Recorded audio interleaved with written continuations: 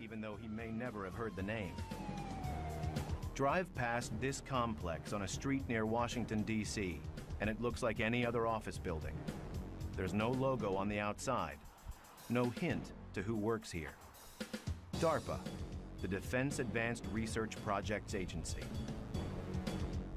It's the R&D arm of the Defense Department.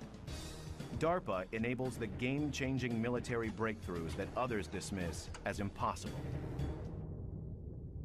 If I have an idea for a new tank, DARPA's not going to be interested in that. They're going to say, go to a company that makes tanks. But if I have an idea for a hover tank or an invisible tank, and I can show a reasonable scientific plan to get to that end goal, DARPA's the one who's going to fund that. DARPA has granted National Geographic filmmakers unprecedented access to closely guarded labs, remote proving grounds, and underwater test areas. Do you have a personal camera, ma'am? I do. I'm gonna need that as well. At DARPA headquarters, we surrender our cell phones at the Visitor Control Center.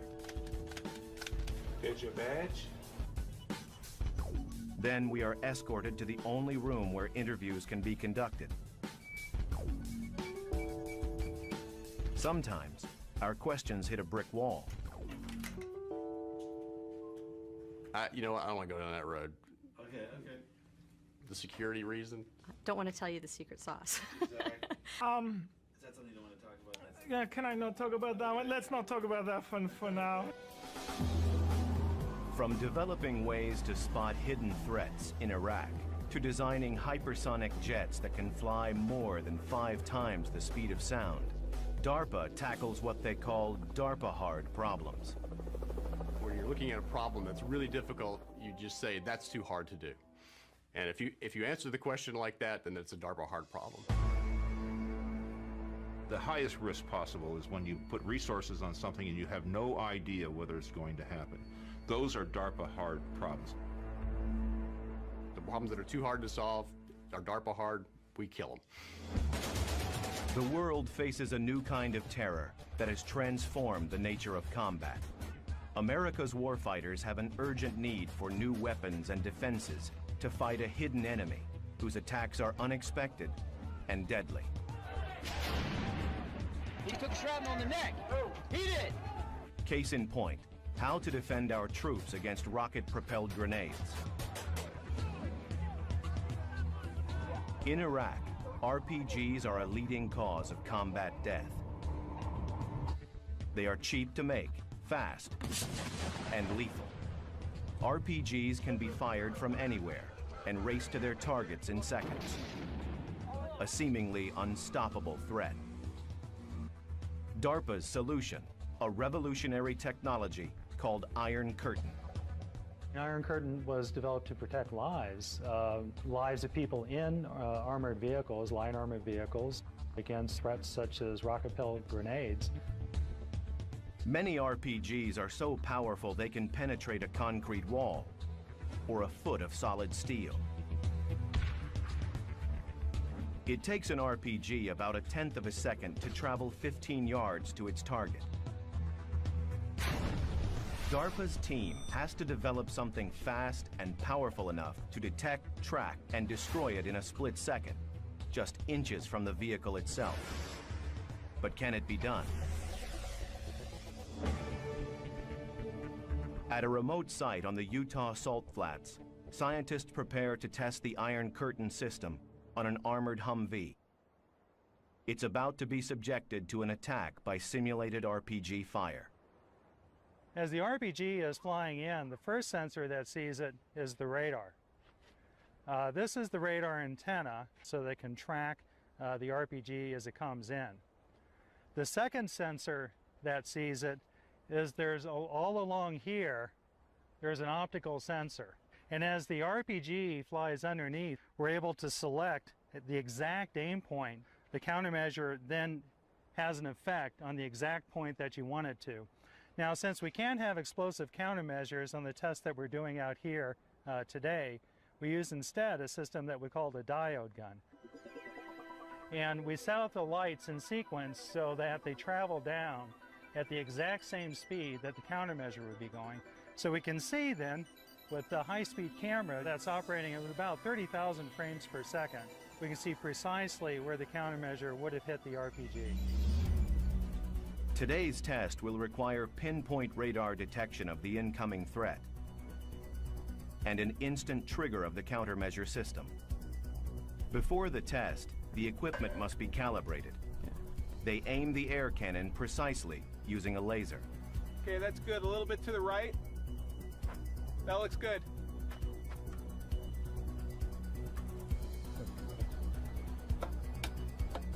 We have an autonomous system that's GPS guided that guides the system around the track so that we can conduct our experiments completely unmanned.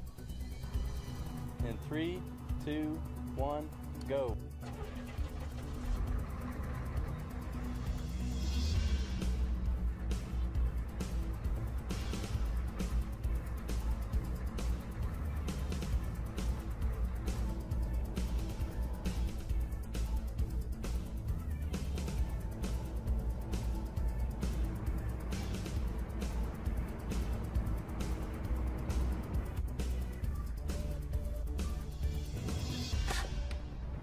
All right, let's watch the high speed.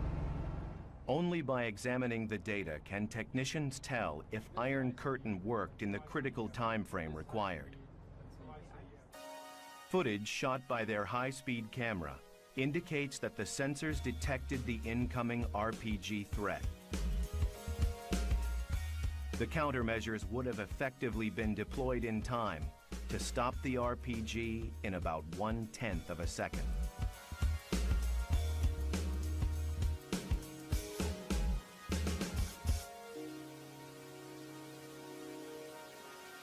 The Utah test of the Iron Curtain system using simulated RPGs is a success. But can Iron Curtain stop deadly live RPG fire? In the case of Iron Curtain, we have had several occasions where the system didn't work as planned, and the RPG did go high order and destroyed all of our apparatus. And you just pick up the pieces, in this case literally pick up the pieces, and you push on. In June 2008, the Iron Curtain system is tested again with live fire. We had a lot of confidence in the system, although I won't say that my heart wasn't up here. We took a shot. We detected with the radar. The optical system went on, told our countermeasure where to shoot. We shot it, held our breath. And sure enough, we deaded the RPG, went over, wiped the RDX, the explosive off the vehicle, and congratulated ourselves. On that particular Humvee, we only had 3/8" armor, which isn't much, and we shot 5 RPGs at it.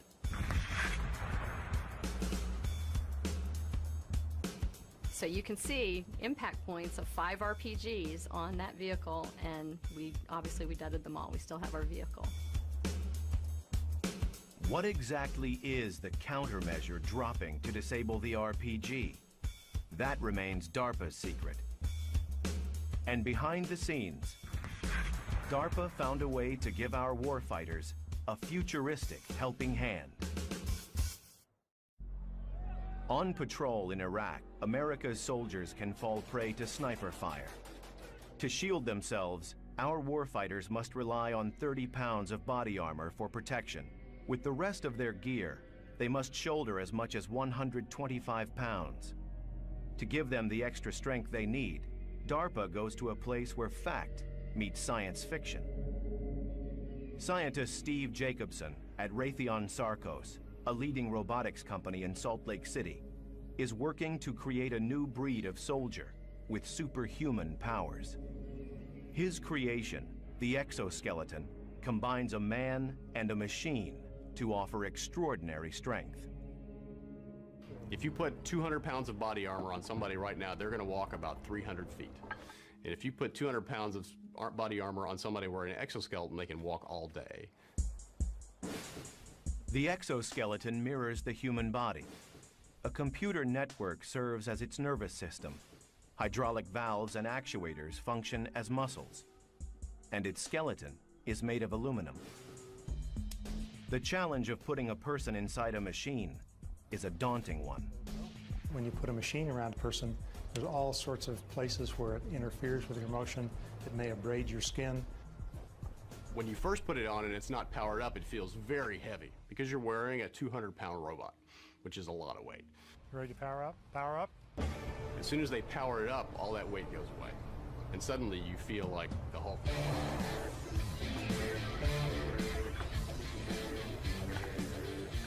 Rex Jamison wears what is probably the most advanced design currently being tested by a human operator. The risk is that it's extraordinarily fast and extraordinarily strong, so if it decides to do something, I can't fight it.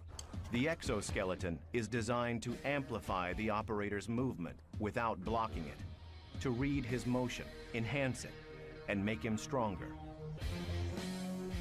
The superhuman stamina of the exoskeleton makes it a priceless military asset. It will allow a soldier to lift 100 pounds with no more effort than lifting 10.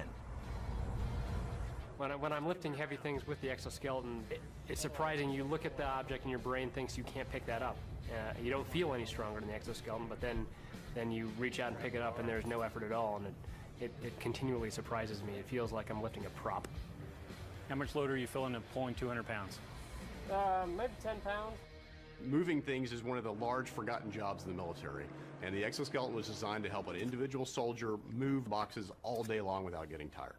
A 35-pound ammunition can, a normal man can lift without much problem, but after lifting 20 of them, they're going to get really tired, and it requires no effort on my part, so I could do it forever, basically. By reducing fatigue, the exoskeleton can enhance the combat performance of the warfighter. And the exoskeleton is more than strong. It's light on its feet.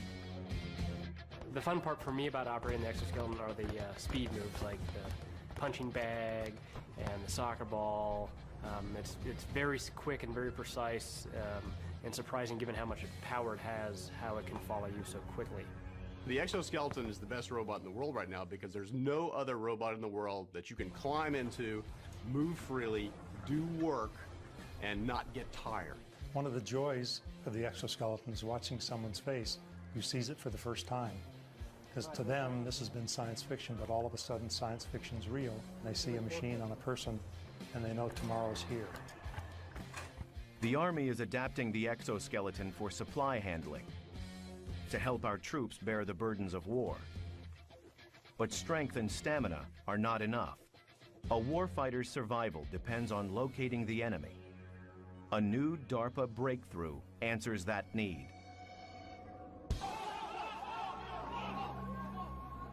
For our troops, survival means spotting an enemy sniper on a rooftop before he spots you.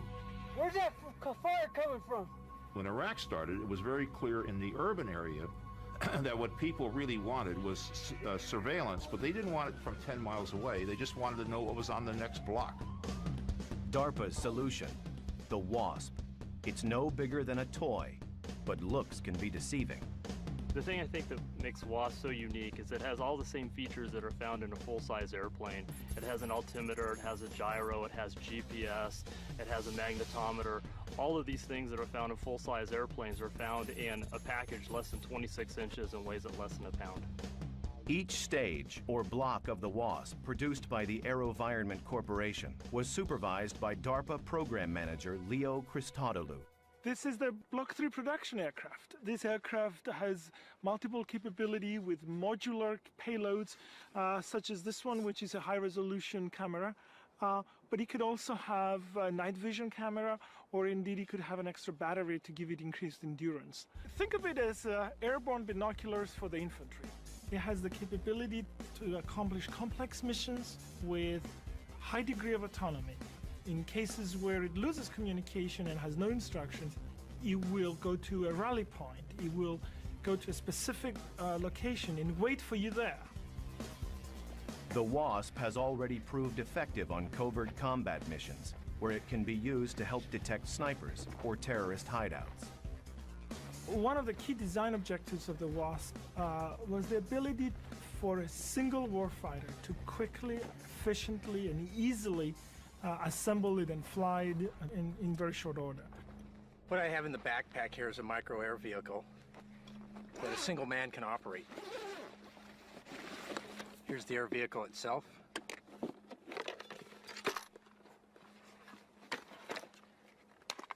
This is a night camera. And this is the camera we use for flying in the day. This is the controller I use to view the video and control the aircraft in while it's in flight. And this is the RF unit which sends up the command to the aircraft and then receives video. I'm here at a test range in California. We're gonna send this armored vehicle somewhere out on the range, way out there, and I'm gonna find it with this.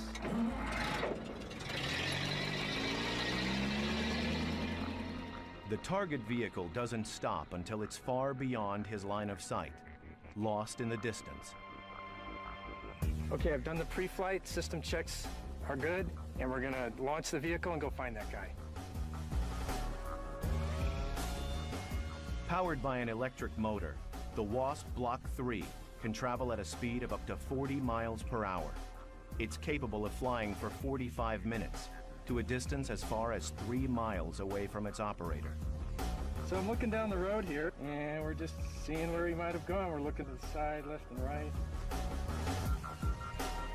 And I'll just keep looking around. I'm in side view camera here, and I'm just looking to see if we can find him.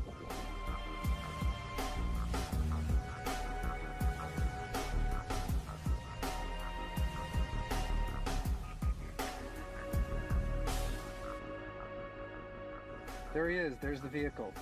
So we were able to find the vehicle. Even more surprising than how well the Wasp flies is the way it lands. When the Wasp lands, it's designed to break apart in order to absorb air energy, very much like a NASCAR is designed to break apart when they crash. That's the way we design our UAVs, such that when they break apart, the energy is absorbed, the piece parts may fall apart, but then you can pick them up and you can put the airplane right back together again and it's ready to fly. Not only was it DARPA hard technologically, but it was DARPA fast in terms of getting it into the hands of the operators. We needed to turn this aircraft into a robust, tough little bird that could take everything that a warfighter might throw at it. With the Wasp, DARPA helps put the element of surprise on our side. And surprise has always been part of DARPA's DNA since a day that shook the world.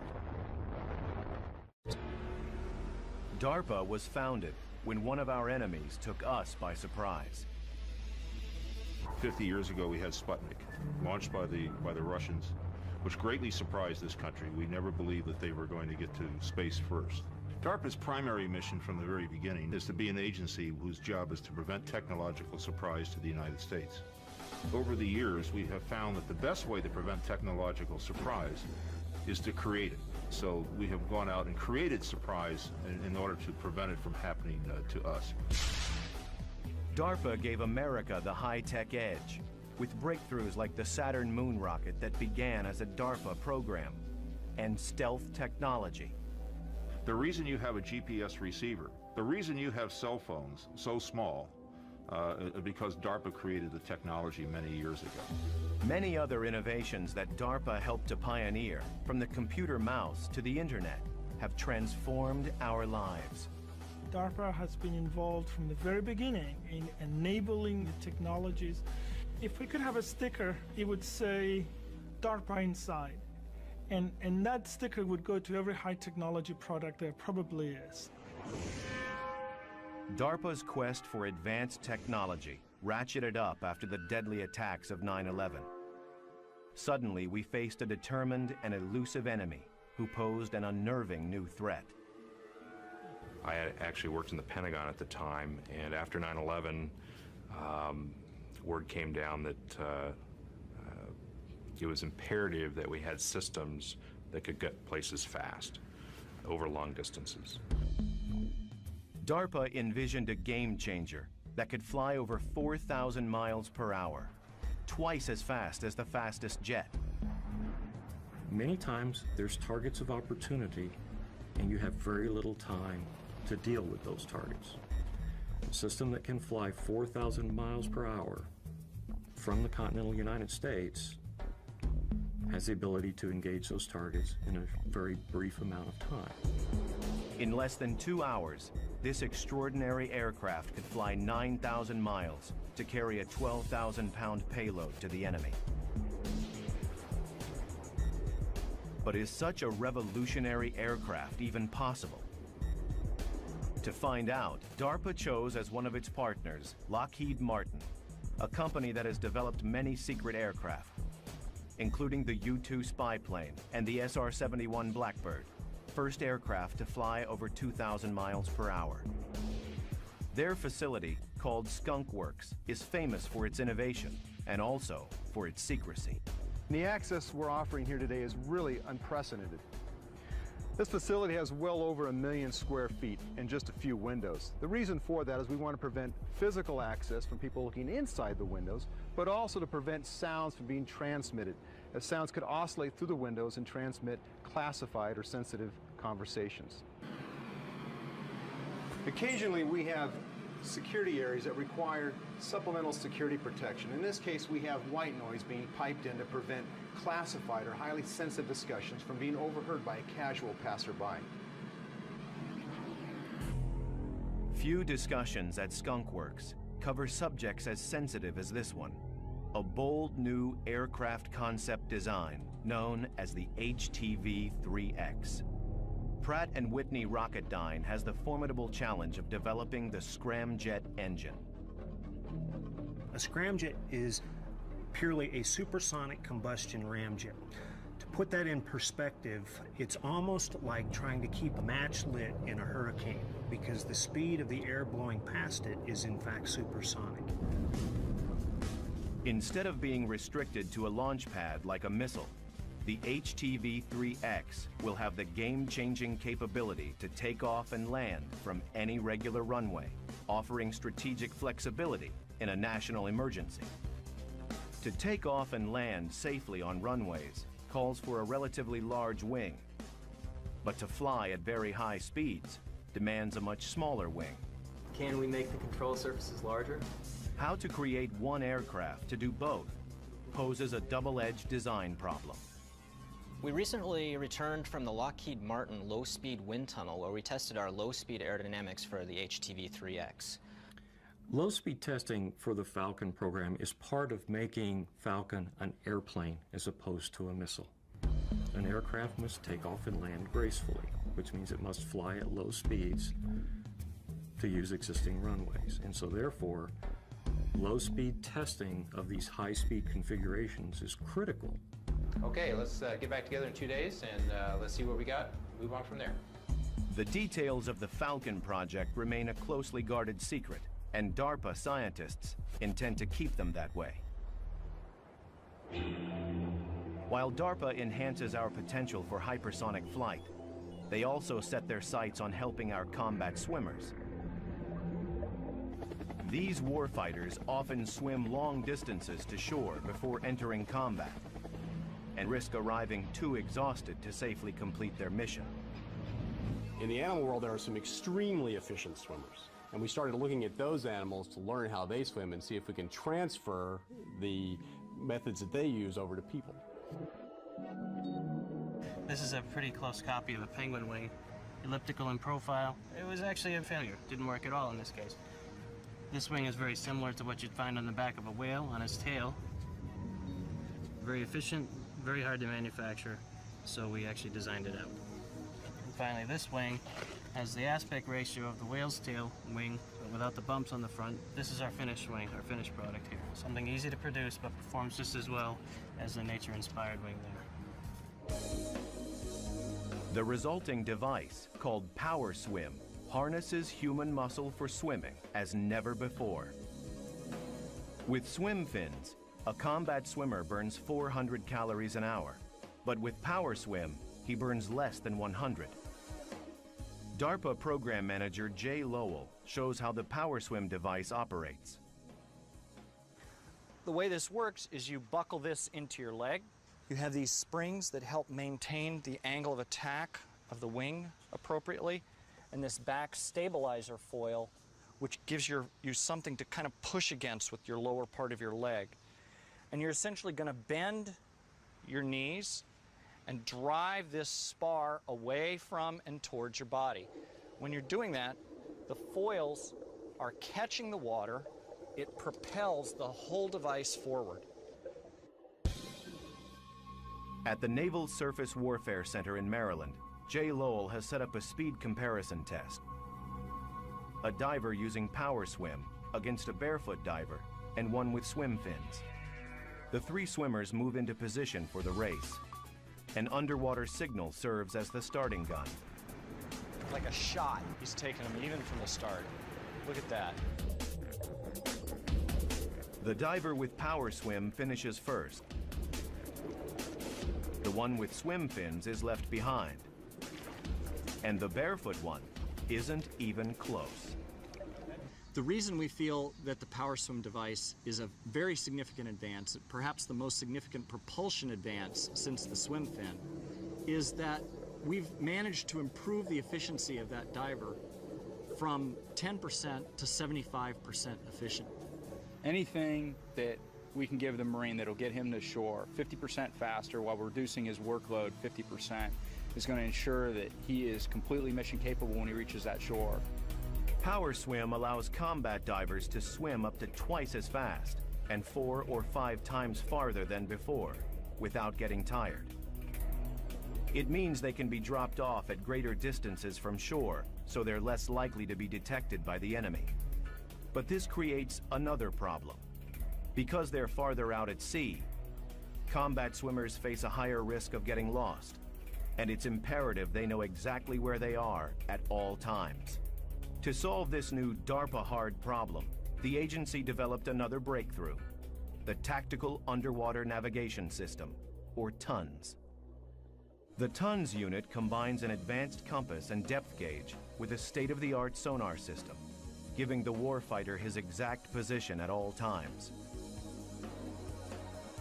The thing that's nice about DARPA is there's no limits to what you can try. The sky's the limit, and no idea is a stupid idea. And so all that does is set all these projects up for success in the long run because they listen to everybody. DARPA innovations enable our combat swimmers to steer a safe course through hostile waters. And in Iraq, DARPA is helping our warfighters to face their deadliest threat. Improvised explosive devices, or IEDs, have killed over 1,700 Americans and wounded many more.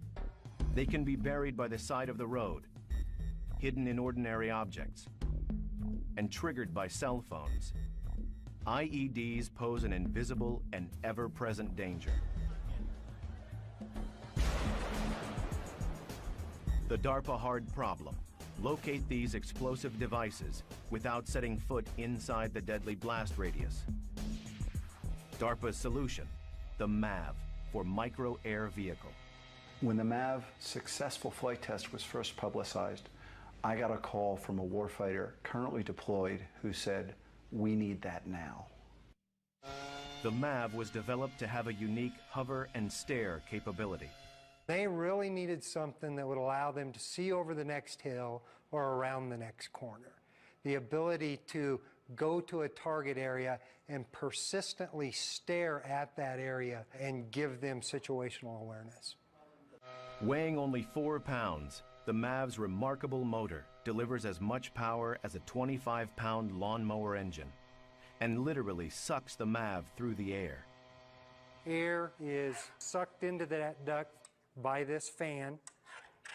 That's creating the aerodynamic lift. The ducted fan air vehicle configuration provides vertical flight capability. Plus, it has no exposed moving parts for safety around soldiers, Marines, and airmen. It can actually fly backwards, forwards, anything it needs to do to compensate for the wind and to put its sensor on its target. The MAV sensors include a camera that can detect and recognize man-sized targets at more than 800 feet in daylight and more than 400 feet at night. But today, Honeywell Program Manager Vaughn Fulton and his team will determine whether the MAV can locate a much smaller target, a concealed simulated IED. In a nearby control center, technicians monitor the MAV's data.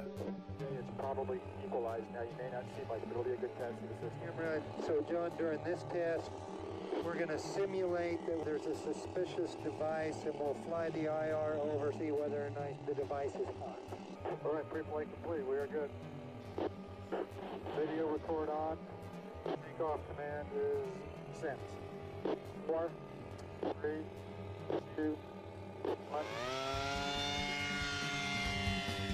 Using its heat-sensitive infrared camera, the MAV can detect the temperature differential between the ground and an alien object in the dirt. Let's see if we can get in a little bit closer to the constraint to where I can move the vehicle for this test.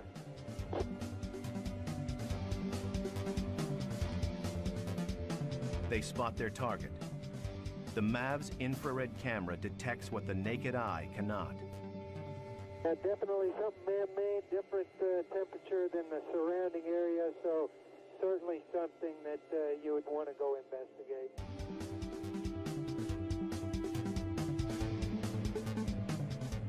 Okay, I've got 26% battery, 25% fuel. All right, John, let's bring it in for landing. AV has landed. The MAV brings a game-changing technology to the battlefield, something the enemy has not seen before and a capability they're not ready to combat. Our troops face another deadly threat, and unlike IEDs, this one's not man-made. With temperatures in Iraq and Afghanistan that can reach 120 degrees Fahrenheit, sometimes the environment itself is the enemy. Thousands of our troops have suffered from heat exhaustion. DARPA likes to support projects that will be game changers. In other words, give us a real advantage. And if you talk to any soldier who has been deployed in Iraq and Afghanistan, you ask them what is the major limiting factor for their activities over there, they'll say heat.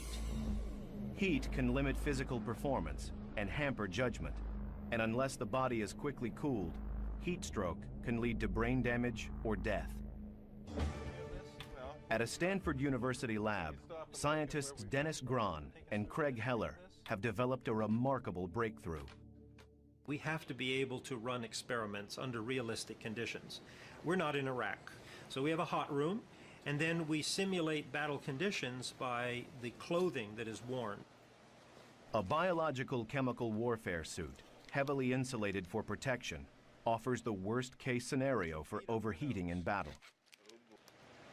Now what this is going to be a device that will measure your body temperature at the level of your heart, because all blood coming back from all regions of the body comes to the heart. So that's the best integrated temperature of your body. So when you get this all the way up your nose, the end of it is going to be right at the level of your heart. And for good measure, how about a helmet? Okay, so now we're going to go into the hot room. And hot room is at 42 centigrade, that's about 108 Fahrenheit, so a nice cool day in the desert. Okay, Steve, we'll use the treadmill here on the left. Treadmill up to a 13% grade now. Pretty good workout. Well, we have Steve exercising in the heat, and we're going to leave him in there exercising until his core temperature gets up to 39 degrees. That's about 102 Fahrenheit. So would represent a healthy fever.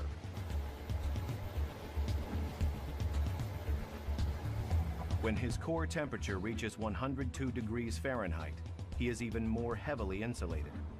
Okay, Steve, we've now simulated full biological chemical warfare gear by insulating your hands, which would normally be covered with gloves, your face and head, which would be covered by gas mask, goggles, helmet, and your feet, which would be covered by boots.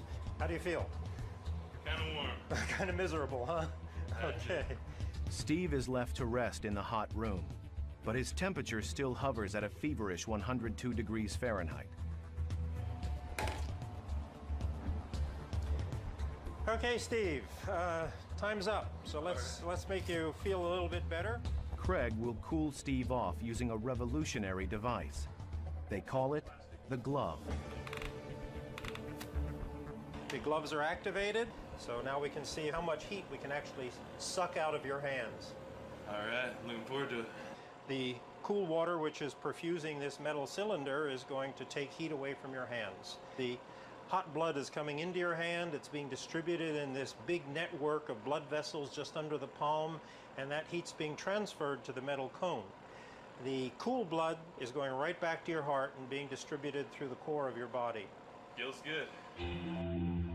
Even though he is heavily insulated, as the cool water circulates through the glove, Steve's temperature immediately starts to drop and will soon reach a safe level. The glove that can protect warfighters from heat stroke can also save the lives of those suffering from extreme cold, including combat swimmers, who sometimes spend 8 hours in freezing water to perform a mission.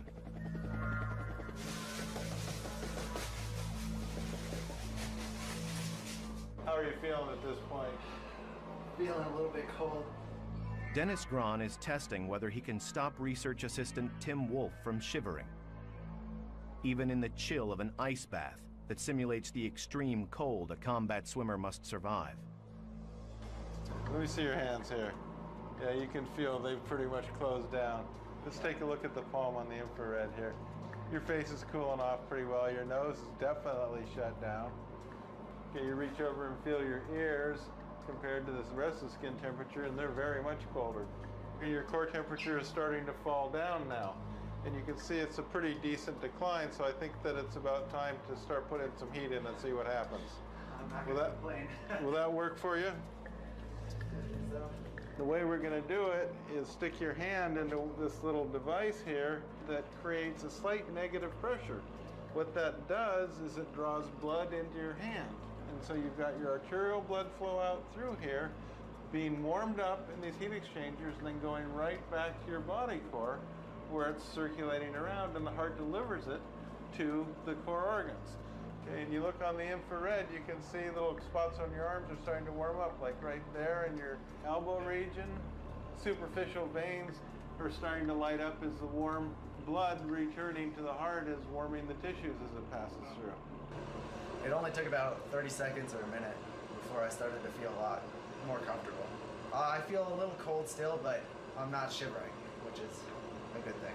I think that if this was a real situation and I was really stuck in cold water like this, that these things would be a real lifesaver.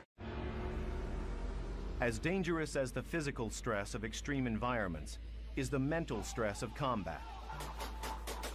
There too, DARPA readies the warfighter to step into harm's way.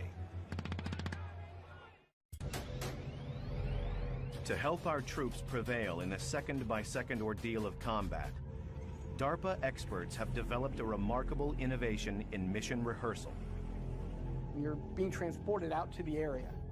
On the way there, you open up your laptop, and now you see a full 3D recreation of the area you're going to be in. You've never been there before, but it's been built up from you from actually accurate data, so that when you land on the ground, it feels like you've already been there before. The real-world 3D simulation combines the latest satellite data, ground photographs, and drone footage for a depiction of the combat site so accurate the warfighter can rehearse his mission as never before. Just the ability to be able to travel the terrain in a mission set in a virtual environment is invaluable. Walking terrain you've never seen before has its own hazards, but if I could have just the rehearsal of walking the terrain, that's tremendous. The real-world 3D simulation gives the warfighter an extra edge to avoid deadly surprises in combat. Another critical operation for troops is intelligence gathering through surveillance missions, but flying over enemy territory is extremely dangerous. A recent DARPA breakthrough, the A-160, can conduct surveillance at high altitude over long distances without placing a human life at risk. The A-160 does not have a pilot in the traditional sense. The people in the ground control station, including myself, have control over the bird through a data link where we give it airspeed, heading, velocity commands. The pilotless A-160 can hover at 20,000 feet and has set a world record for a helicopter of its size, flying 18.7 hours without refueling. A160 is clearly a game changer.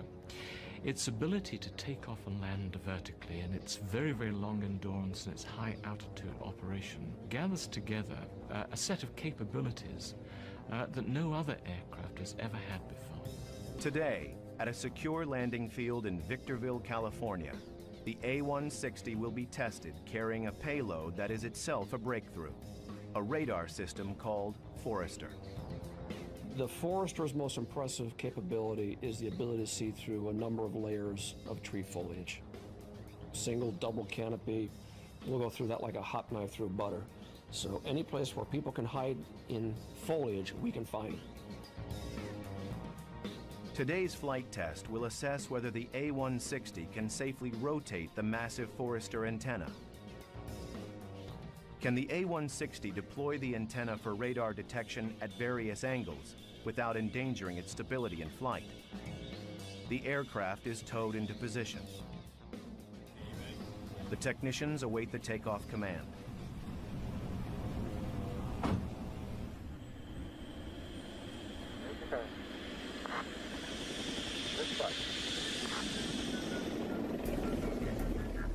Shadowed by a chase helicopter, the A160, carrying the Forester antenna, climbs to its programmed altitude for the test to begin. Altitude, 5,000 feet. Can the pilotless aircraft remain stable as it deploys the radar antenna, for the first time subjecting the aircraft to maximum torque? It's time to find out.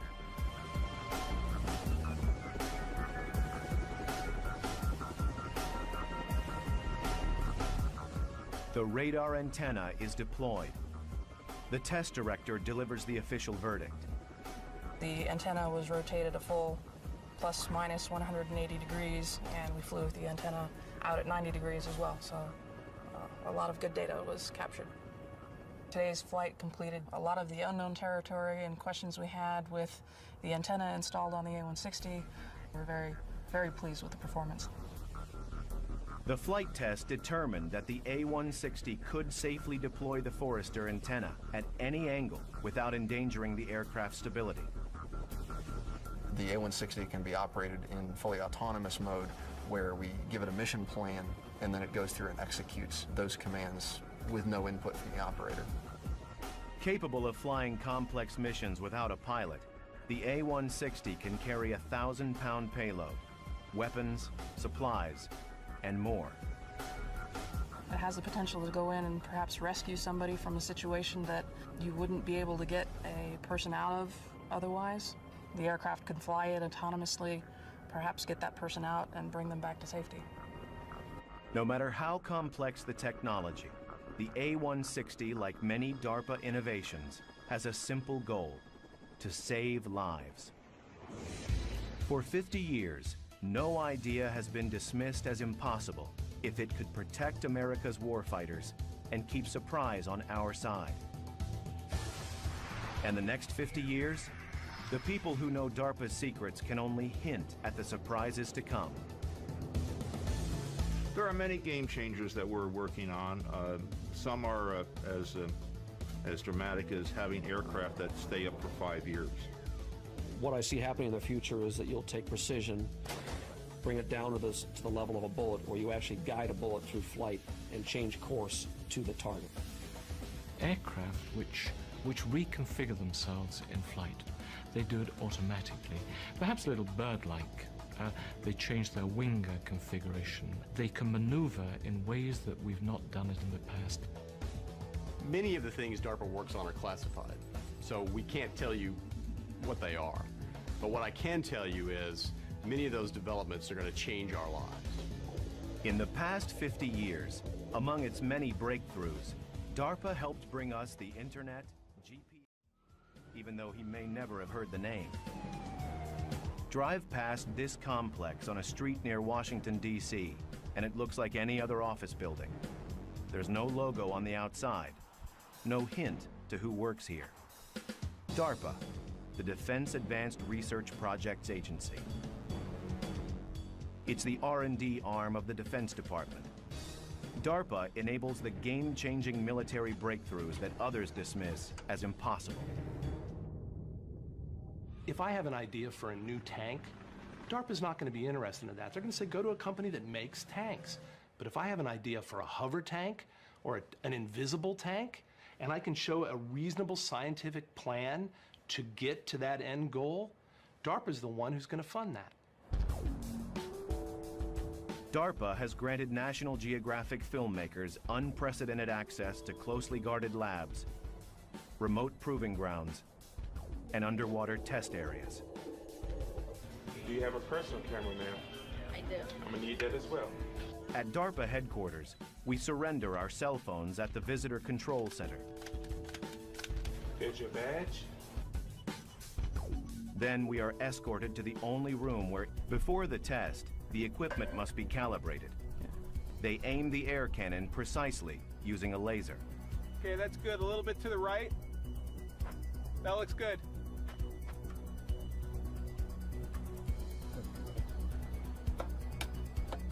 We have an autonomous system that's GPS guided that guides the system around the track so that we can conduct our experiments completely unmanned.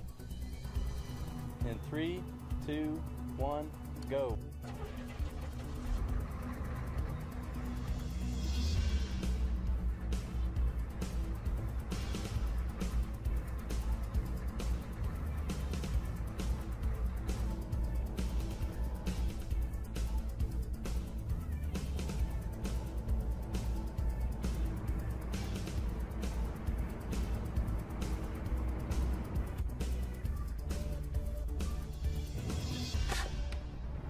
All right, let's watch the high speed. Only by examining the data can technicians tell if Iron Curtain worked in the critical time frame required. Footage shot by their high-speed camera indicates that the sensors detected the incoming RPG threat. Site on the Utah Salt Flats, scientists prepare to test the Iron Curtain system on an armored Humvee. It's about to be subjected to an attack by simulated RPG fire. As the RPG is flying in, the first sensor that sees it is the radar. This is the radar antenna, so they can track the RPG as it comes in. The second sensor that sees it is all along here, there's an optical sensor. And as the RPG flies underneath, we're able to select the exact aim point. The countermeasure then has an effect on the exact point that you want it to. Now, since we can't have explosive countermeasures on the test that we're doing out here today, we use instead a system that we call the diode gun. And we set up the lights in sequence so that they travel down at the exact same speed that the countermeasure would be going. So we can see then, with the high-speed camera that's operating at about 30,000 frames per second, we can see precisely where the countermeasure would have hit the RPG. Today's test will require pinpoint radar detection of the incoming threat and an instant trigger of the countermeasure system. Interviews can be conducted. Sometimes, our questions hit a brick wall. You know what? I don't want to go down that road. Okay. The security reason? Don't want to tell you the secret sauce. Is that something you don't want to talk about? Yeah, can I not talk about that one? Let's not talk about that one for now. From developing ways to spot hidden threats in Iraq to designing hypersonic jets that can fly more than 5 times the speed of sound, DARPA tackles what they call DARPA hard problems. When you're looking at a problem that's really difficult, you just say, that's too hard to do. And if you answer the question like that, then it's a DARPA hard problem. The highest risk possible is when you put resources on something and you have no idea whether it's going to happen. Those are DARPA hard problems. The problems that are too hard to solve are DARPA hard, we kill them. The world faces a new kind of terror that has transformed the nature of combat. America's warfighters have an urgent need for new weapons and defenses to fight a hidden enemy whose attacks are unexpected and deadly. He took shrapnel on the neck. He did. Case in point, How to defend our troops against rocket-propelled grenades. In Iraq, RPGs are a leading cause of combat death. They are cheap to make, fast, and lethal. RPGs can be fired from anywhere and race to their targets in seconds. A seemingly unstoppable threat. DARPA's solution, a revolutionary technology called Iron Curtain. Iron Curtain was developed to protect lives of people in armored vehicles, line armored vehicles, against threats such as rocket-propelled grenades. Many RPGs are so powerful they can penetrate a concrete wall or a foot of solid steel. It takes an RPG about 1/10 of a second to travel 15 yards to its target. DARPA's team has to develop something fast and powerful enough to detect, track, and destroy it in a split second, just inches from the vehicle itself. But can it be done? At a remote